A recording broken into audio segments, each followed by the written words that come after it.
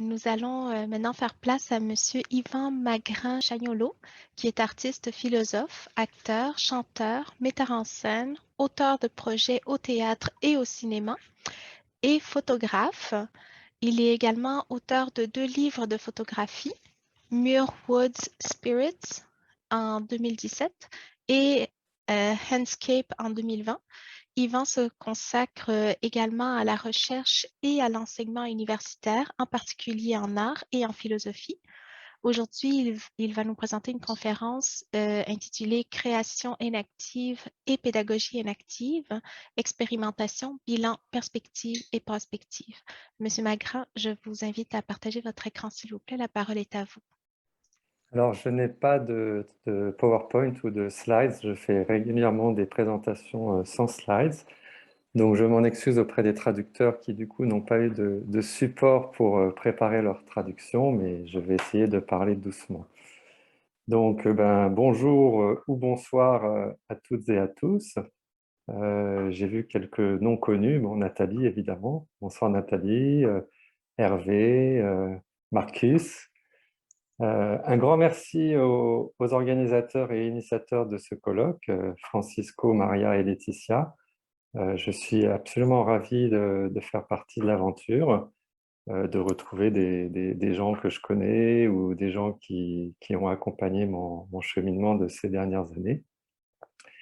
Alors, je vais aujourd'hui essayer de retracer un peu une sorte de chronologie de mon rapport à l'inaction, en racontant un peu plusieurs épisodes de cette chronologie et en essayant de contextualiser comment chacun des épisodes m'a fait progresser et comprendre des choses différentes sur cette notion d'inaction. Donc, je vais d'abord donner un petit peu de contexte à ce travail. Ensuite, je vous parlerai de la relation entre inaction et processus créatif. Je vous parlerai ensuite de ma découverte de la phénoménologie. J'aborderai ensuite la question du lien entre inaction et pédagogie. Une partie de ma présentation sera aussi consacrée à l'explicitation, un incontournable. Et puis, je terminerai en proposant quelques pistes de réflexion qui peuvent prolonger ce travail et qui questionnent un petit peu l'inaction en termes de perspective et de prospective. Alors, l'avantage d'être l'un des derniers conférenciers, c'est que beaucoup de choses ont été déjà dites, et donc je vais pouvoir m'appuyer sur ces choses-là.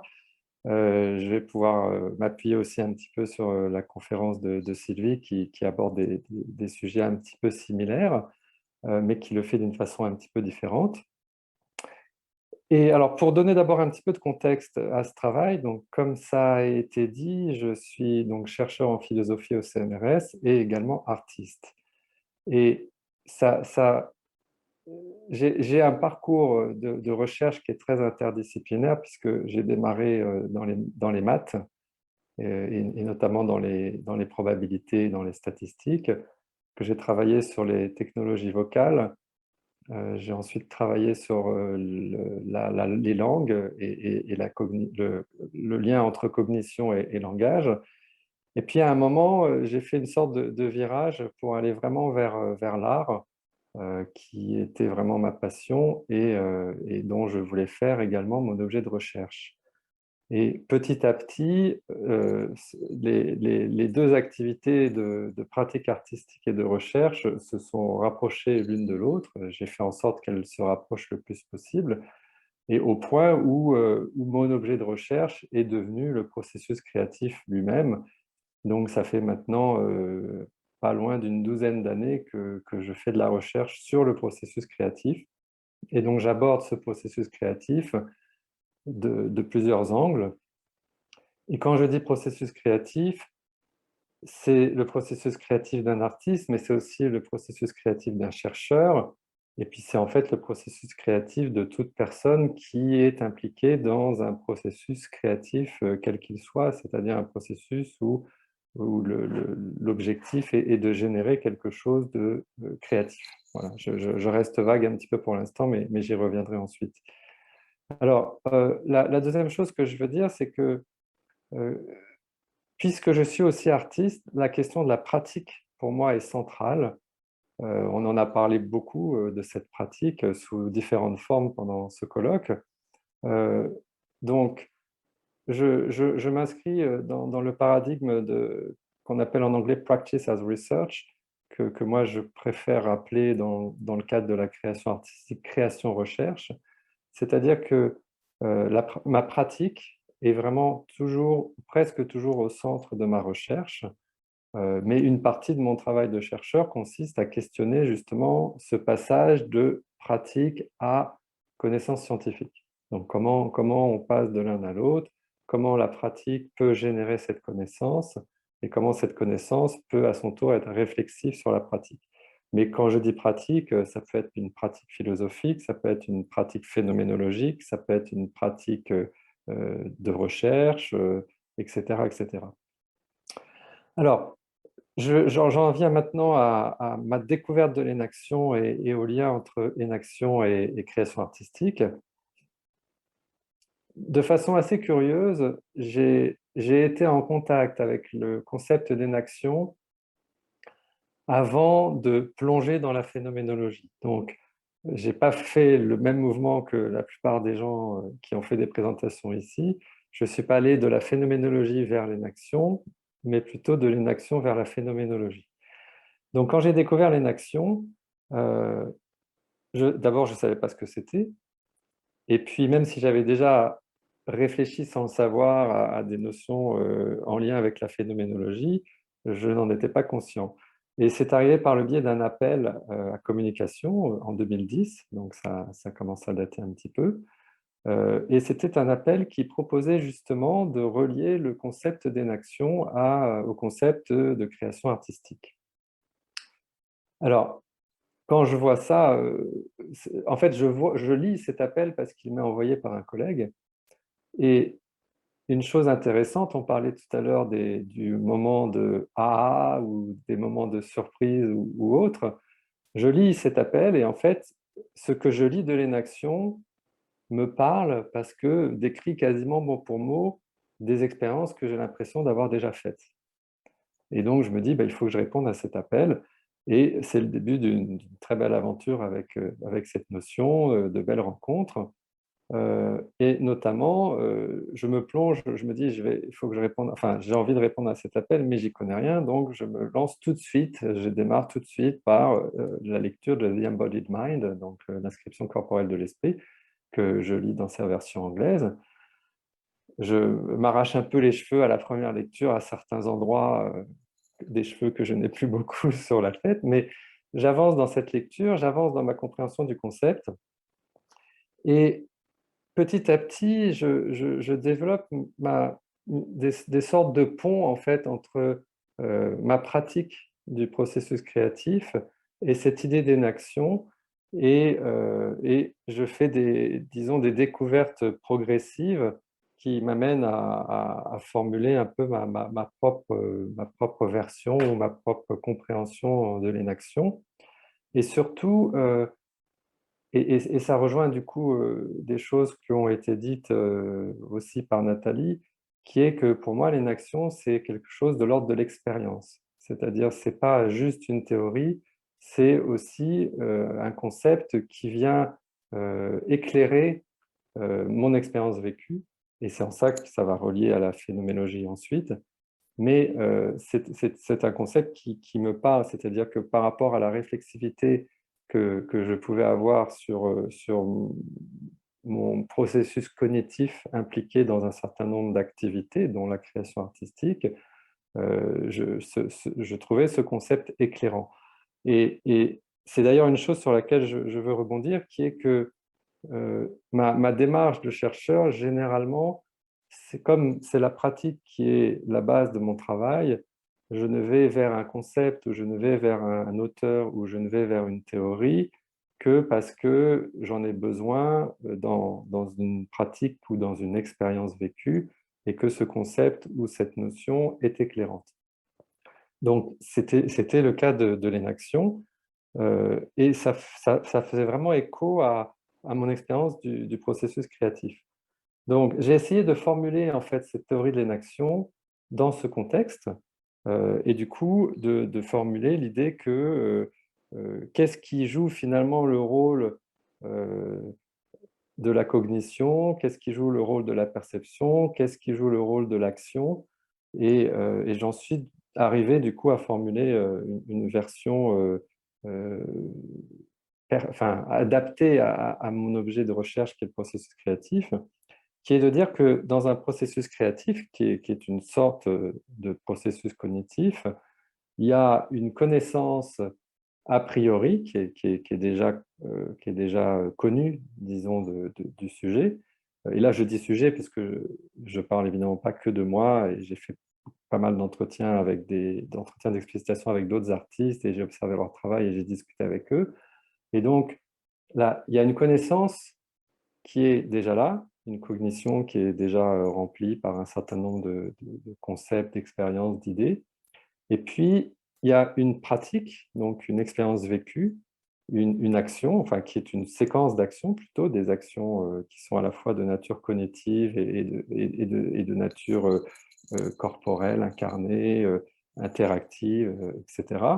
Et au fur et à mesure que le projet se développe, il pousse à un certain nombre de perceptions qui passent par des actions ou d'actions qui passent par des perceptions et qui génèrent un certain nombre de nouvelles connaissances qui viennent à leur tour modifier le processus en cours, donc là en l'occurrence le travail artistique. Alors j'y reviendrai après, mais se pose un petit peu la question de finalement, quand on étudie le processus créatif, on étudie un processus qui est d'une part très complexe et d'autre part qui est très étalé dans le temps. Et du coup, pendant un moment, je me suis un peu confronté à ça et en ne trouvant pas vraiment de réponse sur comment approcher ce processus qui a une durée aussi longue et qui est difficile à appréhender comme un objet circonscrit dans le temps et dans ses soubassements à la fois vécus et potentiellement théoriques. Alors, une étape par rapport à ça qui m'a aussi amené vers la phénoménologie, c'est mon intérêt pour ce que je vais appeler la dimension spirituelle du processus créatif. Donc, c'est des choses dont on a aussi déjà un petit peu parlé en lui donnant des noms différents. La question de Marcus tout à l'heure pointait aussi un petit peu ça, un certain nombre de choses que Sylvie a dites, et puis des choses qui ont été dites aussi ces derniers jours. Et en fait, cette interrogation pour la dimension spirituelle du processus créatif a été finalement un autre point de rencontre avec Francisco Varela, puisque effectivement Francisco Varela, on partage le fait d'être des méditants et donc d'avoir une pratique contemplative, méditative. Et je sentais aussi qu'il y avait un lien assez fort pour moi en tout cas, entre cette pratique méditative contemplative et mon processus de création. Et donc, ça m'a donné l'occasion de participer en 2013 à une conférence du Mind and Life Europe à Berlin, où j'ai proposé une conférence qui traitait de créativité et contemplation, et qui m'a permis justement d'aborder un petit peu cette approche du processus créatif et, euh, et ce moment un peu dont on a déjà beaucoup parlé, hein, qui est le moment un peu où se passe quelque chose qu'on a un peu du mal à expliquer ou un peu du mal à appréhender ou un peu du mal à comprendre, qui arrive assez systématiquement dans un processus créatif quel qu'il soit, qui est ce moment de bascule, un peu ce moment où quelque chose nous fait aller ailleurs. Et c'est grâce en partie à ma participation à ce colloque du Manana Europe que je suis rentré en contact avec des gens comme Claire Petit-Mangin, Michel Bitbol, Nathalie Deprat, indirectement, mais ensuite directement. Et c'est aussi grâce à cette participation à ce colloque que j'ai commencé à m'interroger justement sur la dimension phénoménologique de mon travail. Donc j'en arrive maintenant à cette partie que j'appelle découverte de la phénoménologie. Je rentre donc de ce colloque en me disant, mais en fait, je comprends au début juste l'idée que la phénoménologie s'intéresse à l'expérience vécue. Et c'est en ça que ça rencontre directement mon travail, parce que je m'intéresse au processus créatif en tant qu'expérience vécue. Et donc, du coup, je me dis, ben voilà un domaine qui philosophiquement va m'intéresser et va me permettre surtout d'étayer mon cheminement par rapport à ce questionnement de l'expérience qui est au centre de mon travail. Alors, je commence à lire Husserl, notamment l'idée de la phénoménologie, et je propose à des collègues de monter un séminaire autour de la lecture du livre de Husserl, déjà pour ne pas être tout seul à lire le texte, et puis surtout pour confronter nos différents points de vue, nos différentes compréhensions, et à des collègues qui sont également artistes comme moi, ce qui fait que d'emblée, on place cette étude de la phénoménologie en regard avec la création artistique et le processus créatif. Donc, ça m'amène petit à petit à développer une approche phénoménologique du processus créatif.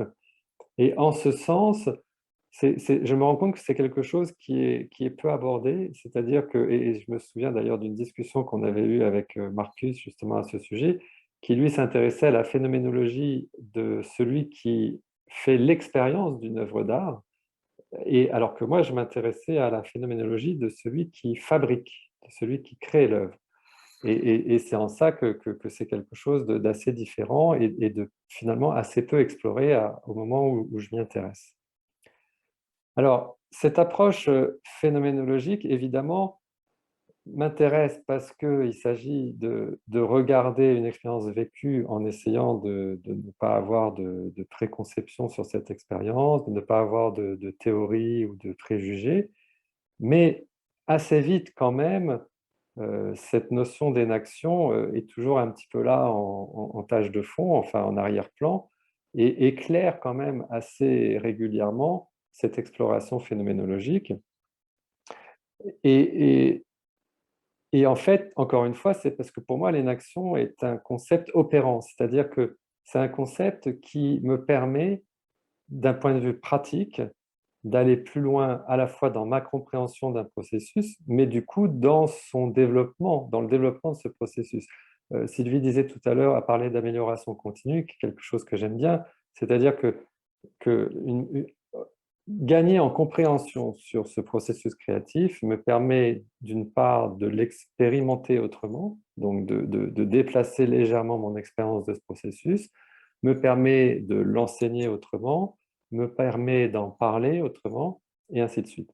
Donc c'est vraiment un concept qui est opérant pour moi, et c'est pour ça d'ailleurs qu'il reste en arrière-plan. Et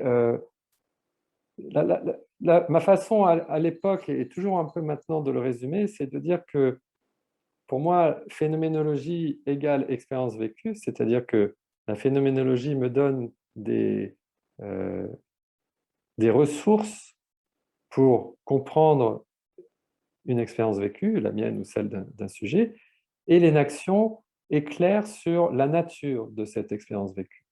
C'est-à-dire qu'elle me donne un concept opérant qui permet de décrire et d'analyser cette expérience vécue au sens énaction varélienne, mais aussi au sens énaction par d'autres auteurs qui ont suivi.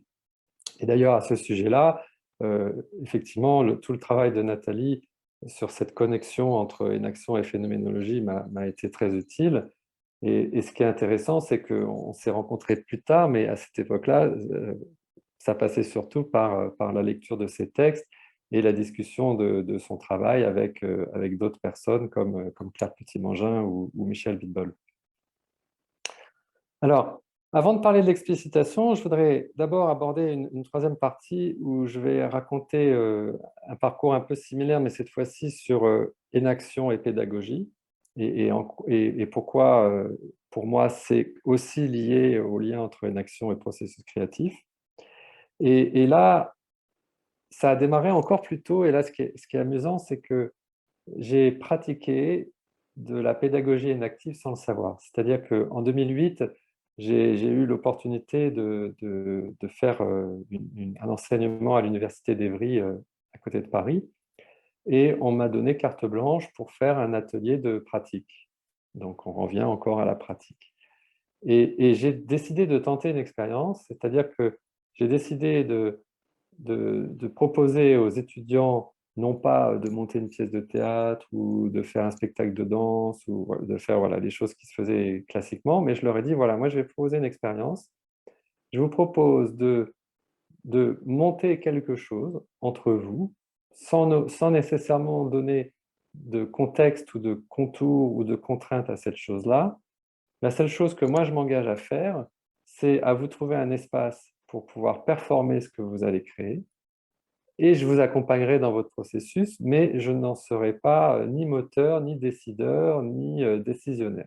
Ils m'ont regardé avec des têtes, ils n'avaient pas trop l'habitude qu'on leur donne cette liberté. Et puis, au début, ils se sont dit, c'est cool. Et puis après, il y a eu des moments, évidemment, où, parce que c'était le but de l'expérience, de rencontrer les moments de doute, les moments de vide, les moments où on ne sait pas du tout ce qu'on va faire. Et ils étaient là, alors on fait quoi, monsieur? Je dis, ben, vous vous débrouillez. Et donc, ils ont fini par comprendre que j'étais sérieux dans ma proposition et qu'il allait falloir qu'ils se prennent en main et que quelque chose se cristallise. Et en cela, c'était l'idée de leur faire traverser un processus créatif, mais avec toutes ces phases, y compris la fameuse phase de friche, c'est-à-dire où on a posé plein d'idées, mais où il n'y a rien qui se concrétise et où le temps passe et où on a des dates qui approchent et où il va falloir qu'on cristallise quelque chose. Alors, l'intérêt de faire une expérience comme ça, et pourquoi c'est de la pédagogie inactive pour moi sans le savoir, c'est qu'en fait, je suis vraiment, moi, en tant qu'enseignant, dans une situation où je, mon point de départ, c'est juste un objectif qui est clair, qui est de leur faire expérimenter le processus créatif. Et c'est tout. Et en fait, le reste se fabrique par l'expérience, se fabrique par les situations, par les actions, par la pratique, se fabrique par les retours des étudiants et se fabrique aussi parce que comme je n'avais jamais fait ça avant, je n'ai aucun point de référence et donc je suis vraiment dans une expérience sans filet. Alors, c'est une prise de risque, évidemment, parce que ça aurait pu très mal se passer. Il se trouve que ça s'est très bien passé, mais surtout, ça m'a permis, moi, d'apprendre énormément de choses sur ce processus pédagogique et de le relier plus tard au fait que c'était de la pédagogie inactive, mais à l'époque sans le savoir. Alors, ça m'a permis de poser la question de qu'est-ce que c'est qu'une approche phénoménologique de la pédagogie. Donc, comment on peut s'intéresser à la pédagogie au niveau de l'expérience vécue. Et c'est quelque chose qui, pour moi, était assez révolutionnaire parce que j'avais beaucoup enseigné avant, mais en ne me posant pas trop la question de l'expérience que moi, je vivais en tant qu'enseignant, en me posant surtout l'expérience de ce que vivaient les étudiants. Et là, tout d'un coup, je me rends compte qu'il y a tout un champ disciplinaire qui travaille sur cette question de l'expérience vécue du pédagogue. Donc ça m'intéresse beaucoup. Et de là, évidemment, assez rapidement se greffe l'idée que cette expérience vécue de la pédagogie, elle est peut-être inactive au fur et à mesure où je découvre l'inaction. Alors tout ça, ça culmine en 2013 avec une très belle rencontre et j'ai vu que Joël Aden était dans les gens que Sylvie connaissait également. Joël Aden, avec qui je co-organise un gros congrès en 2013 qui s'appelle IDEA Paris et qui est un congrès autour de éducation, théâtre, théâtre-éducation. Et là, je me rends compte que on est complètement sur la même longueur d'onde avec Joël, sauf qu'elle, ça fait des années qu'elle travaille sur la pédagogie inactive et donc elle a un certain nombre de corrélats théoriques et de références. Et donc, ça me permet petit à petit d'avancer un petit peu dans mon approche de ce type de pédagogie, de découvrir via Joël Aden, Hélène Trocmé-Fabre, qui est aussi quelqu'un qui a contribué beaucoup au champ de la pédagogie inactive. Et puis, finalement, de me rendre compte que ça correspond à ce que j'avais fait en 2008 et de me rendre compte aussi que pour moi, c'est comme ça que je considère l'enseignement aujourd'hui et que c'est dans cette direction que j'ai envie d'aller. Alors, j'ai fait deux autres expériences qui me permettent d'aller plus loin à la fois dans mon observation et dans ma pratique d'une pédagogie inactive, on me demande d'enseigner pendant 2 semaines dans une université en Thaïlande, à Bangkok, à des étudiants qui sont en école de cinéma et de leur enseigner la direction d'acteurs avec un sous-bassement méthode acteur studio, puisque c'est une école que j'ai faite à New York et que c'est donc mon approche de la direction d'acteur et du jeu de l'acteur. Et là, je pars en imaginant plein de choses et en fait, j'arrive là-bas et en fait, je me rends compte que j'ai en face de moi un groupe d'une vingtaine d'étudiants et dans les 20 étudiants, il n'y en a que 2 qui parlent très bien anglais.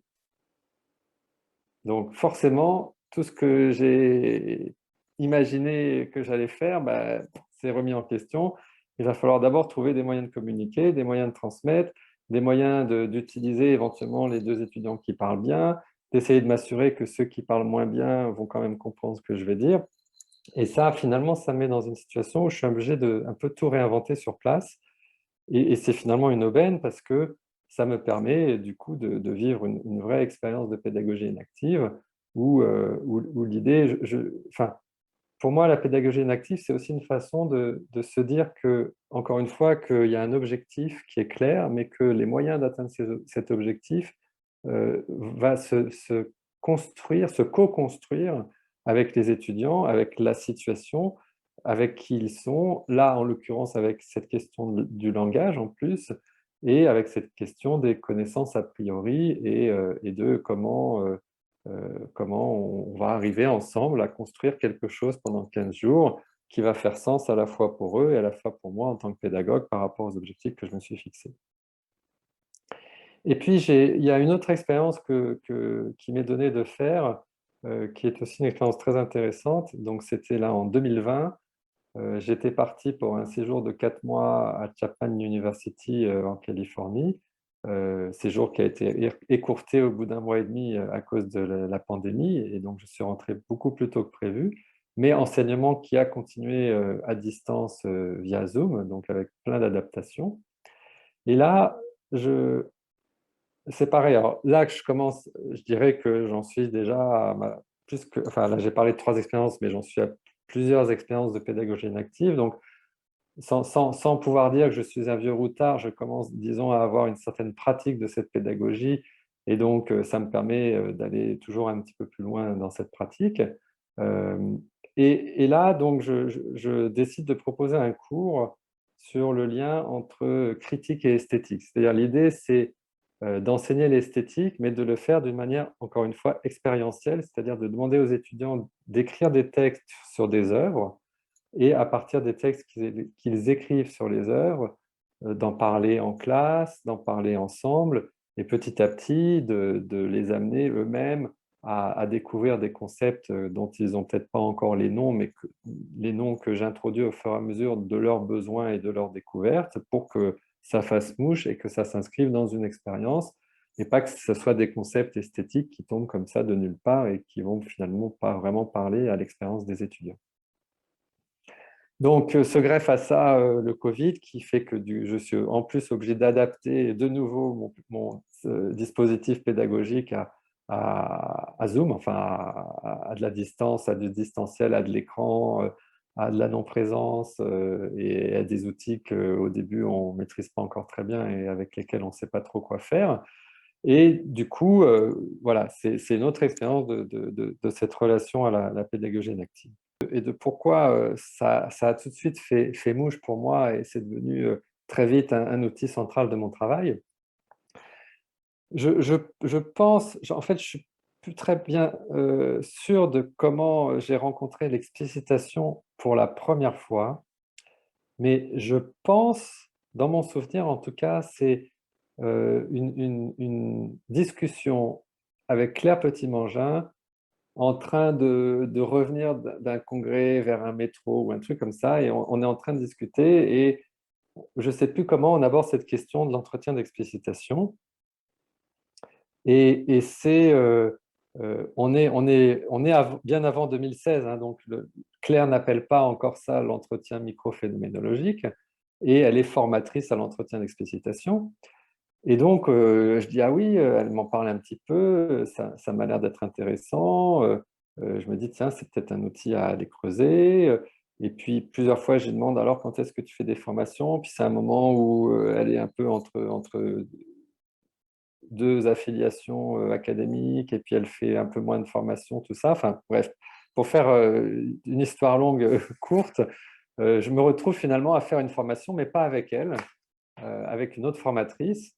Et donc, je me forme à l'explicitation. Et là, euh, comme sans doute beaucoup de gens qui ont fait une formation à l'explicitation en ont fait l'expérience, au moment où, en tant que A, donc en tant que sujet d'un entretien, je me mets à décrire très finement un de mes propres processus cognitifs, il y a une espèce de révélation comme ça, et de me dire, ah ouais, on peut atteindre ce genre d'information avec un entretien d'explicitation. Donc là, c'est un ah moment, hein, dont on parlait tout à l'heure. Expérientiellement, c'est très fort, hein. Pour ceux qui l'ont déjà vécu, ils savent de quoi je parle. Et pour ceux qui ne l'ont pas encore vécu, je vous encourage à le faire et à le vivre. C'est tout d'un coup, on peut décrire son propre processus cognitif. C'est-à-dire qu'en fait, on a accès à son propre pré-réfléchi. Ce qui est un truc, quand on en fait l'expérience pour la première fois, juste hallucinant. Puis après, à son tour, on devient intervieweur et on fait vivre la même chose à quelqu'un d'autre. Et c'est aussi un moment assez incroyable. Et surtout, là, bah, je découvre l'outil dont j'ai besoin. C'est-à-dire que tout mon travail sur le processus créatif et sa phénoménologie se cristallise avec cette technique, parce que cette technique me permet tout d'un coup d'avoir accès à cette information après laquelle je cours depuis des années et des années. Du coup, je rejoins presque tout de suite le GREX2, donc le groupe de recherche sur l'explicitation. Et puis tout le monde me dit, tant que tu n'as pas fait de formation avec Pierre Vermersch, tu n'as pas fait de formation. Donc je me dis, allez hop, on va en faire une, et je fais un stage d'auto-explicitation avec Pierre en 2017. Et là, effectivement, c'est un autre moment. D'ailleurs, c'est là que je rencontre Marcus. On est devenus un peu les compères, binômes, trinômes avec une troisième personne pendant le stage d'auto-explicitation. Et comme on est tous les trois intéressés par la création, ben, on s'est aussi assez vite retrouvés sur ces thématiques-là. Et puis, ben, voilà, la rencontre avec Pierre, les rencontres avec Pierre, les échanges réguliers jusqu'à sa disparition en 2020.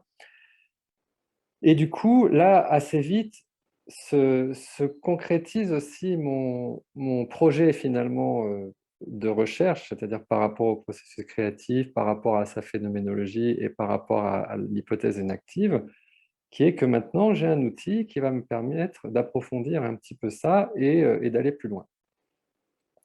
Donc, finalement, grâce à l'entretien d'explicitation, euh, je peux creuser la phénoménologie du processus créatif et ce que j'appelle la mise en évidence de son caractère inactif ou de sa nature inactive.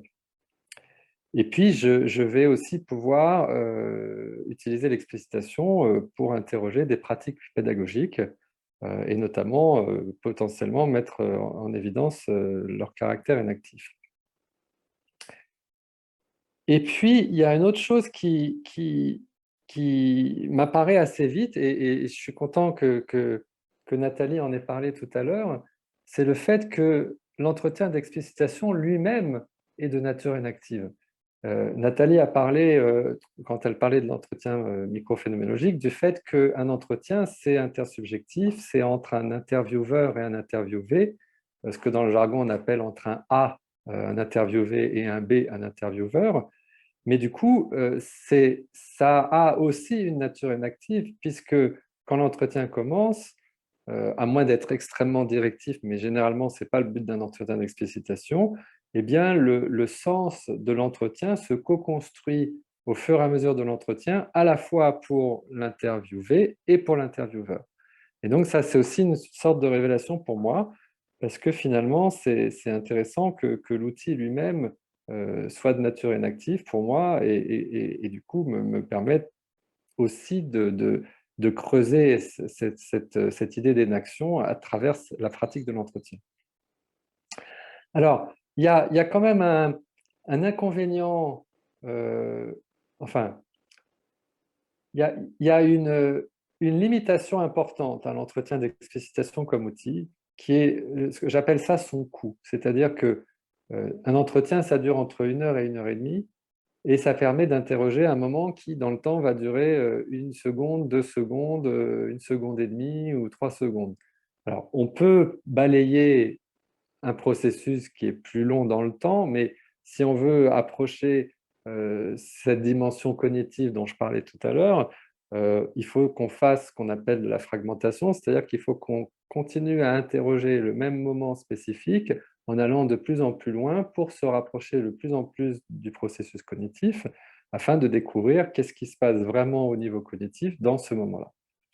Donc ça, c'est un inconvénient majeur dans le sens où quand on s'intéresse à un processus qui a une durée longue, un processus créatif, quand on est sur des arts comme la mise en scène ou la réalisation d'un film, ça peut s'étaler sur des années.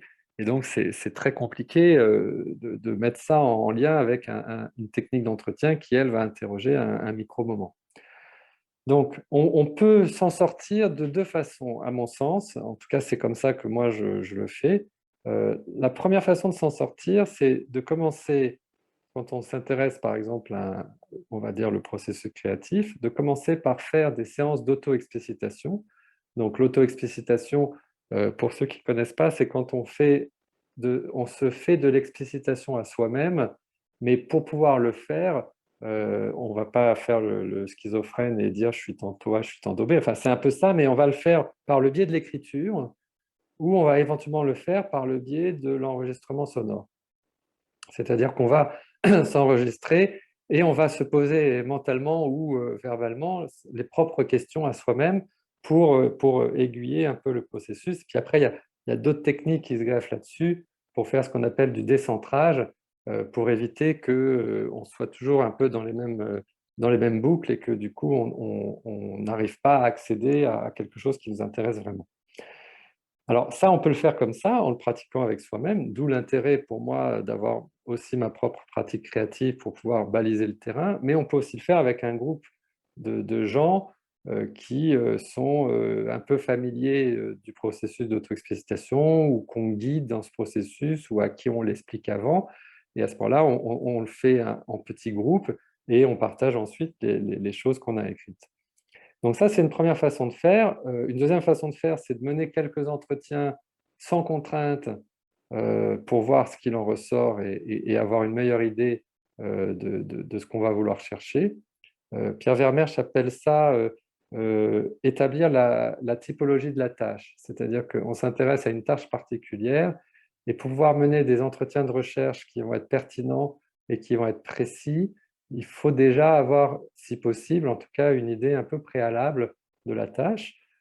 Et pour aller un peu plus loin, et c'est un petit peu l'objet de mon travail là récemment et en ce moment, c'est aussi d'essayer d'identifier finalement dans tout ce processus quels sont les moments qui m'intéressent moi en tant que chercheur.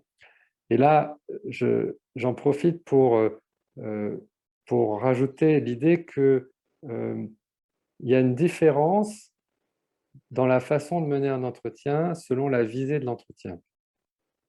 Quand la visée de l'entretien, c'est d'accompagner quelqu'un parce que c'est par exemple une démarche pédagogique ou parce qu'on veut l'aider à prendre conscience de quelque chose, évidemment, on va en tant qu'intervieweur être très non directif dans la façon de mener l'entretien et on va laisser émerger ou co-émerger le moment qui va être intéressant.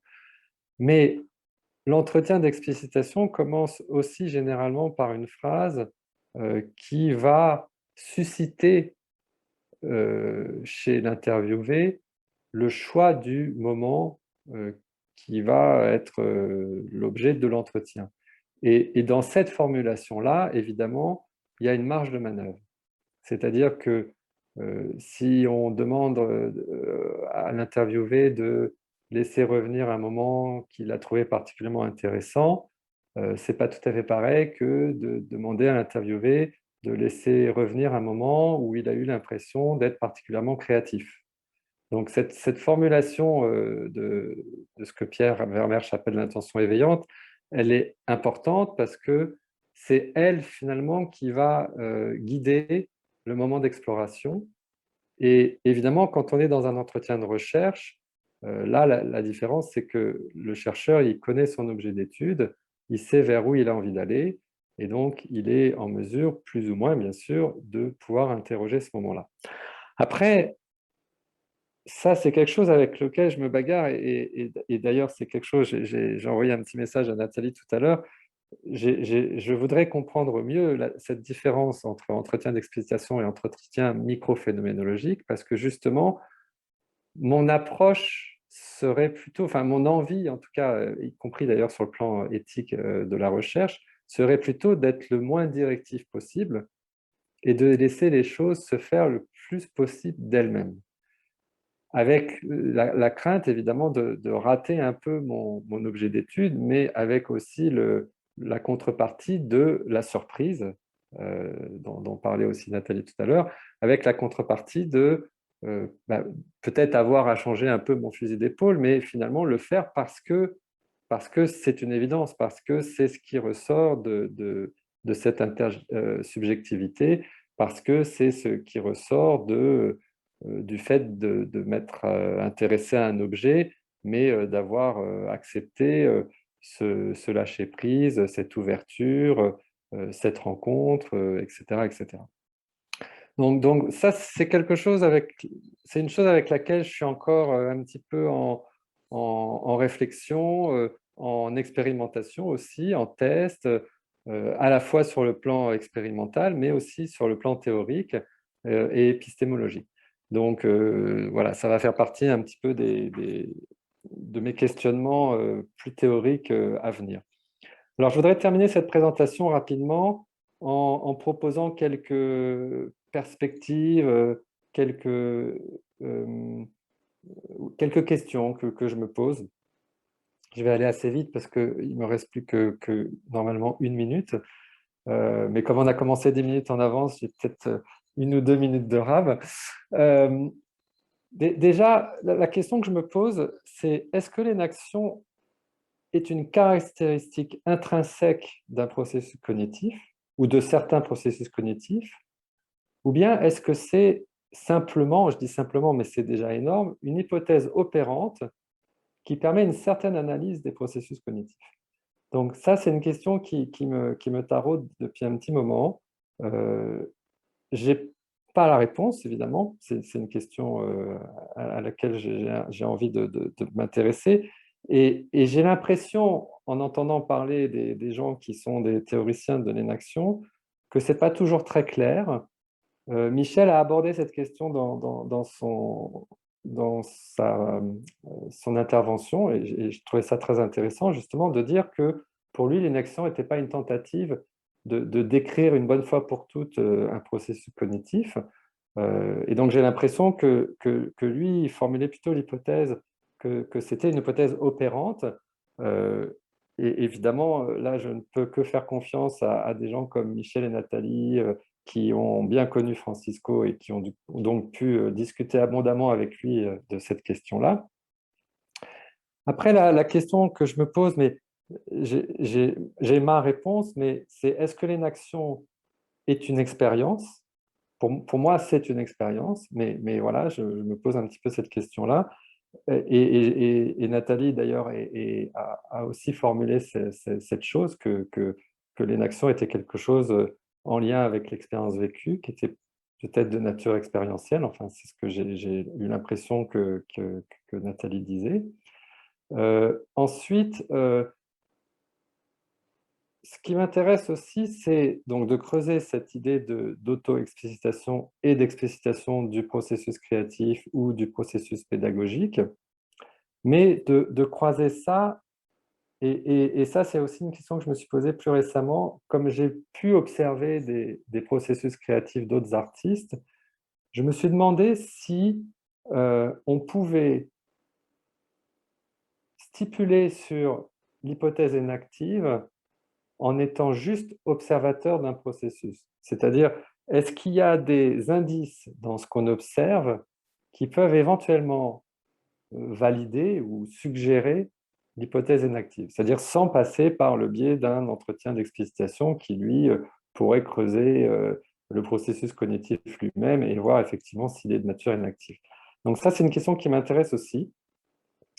Euh, L'idée étant, bien sûr, derrière tout ça, de valider ou non l'hypothèse que j'ai faite, qui est que un processus créatif est inactif ou qu'une pédagogie est inactive. Alors, le corollaire de ça, c'est des questions que je me pose, c'est que serait ou existe-t-il un processus créatif qui ne serait pas inactif, c'est-à-dire aller chercher l'absence de quelque chose pour voir si réellement il est présent, et dans le même genre, que serait ou existe-t-il une pédagogie qui ne serait pas inactive? Et puis, il y a trois autres questions que je me pose, et là, c'est plutôt par rapport à la fois à une pédagogie et à une façon d'expliquer les choses. C'est comment comprendre l'inaction, c'est-à-dire finalement essayer d'interroger mon propre processus qui m'a conduit à comprendre l'inaction et comment on peut aider d'autres personnes à comprendre l'inaction. Et ça, c'est quelque chose que j'ai fait beaucoup en conférence, d'inventer des dispositifs qui font vivre une expérience inactive aux participants. Souvent des dispositifs qui sont de nature créative, mais pas toujours. Et j'ai souvent commencé mes conférences en lien avec l'inaction en proposant des activités aux participants du colloque qui leur faisaient vivre quelque chose de nature inactive. L'autre question qui va avec, c'est comment expliquer l'inaction et puis comment faire l'expérience de l'inaction, c'est-à-dire comment amener quelqu'un à prendre conscience que peut-être il a vécu une expérience inactive. Voilà, je terminerai juste très rapidement en mentionnant deux événements qui peuvent prolonger et qui vont prolonger ce colloque. Je ne sais pas si ça a été déjà mentionné, mais donc avec Nathalie Desprats, on organise un colloque consacré à Francisco Varela à Cerisy en Normandie, donc en août 2022 et qui fera la part belle à l'inaction d'un point de vue théorique et pratique, mais pas que, puisque c'est consacré à Francisco Varela et donc pas uniquement à l'inaction. Et puis aussi en 2022, à Marseille, cette fois-ci, l'organisation d'un colloque qui, lui, sera consacré à Pierre Vermersch, donc qui est une sorte à la fois d'hommage et aussi de réflexion sur son héritage et sur la poursuite de tout le travail qui a été fait et qui peut être fait autour de l'explicitation, notamment, mais aussi au sens plus large, comme ça a déjà été mentionné plusieurs fois ici, sur qu'est-ce que serait finalement une science de la subjectivité. Voilà, je m'arrête là, mais je vous invite à m'interroger si je suis passé trop vite sur certains points et que vous voulez que je les approfondisse. Voilà, merci beaucoup pour votre attention.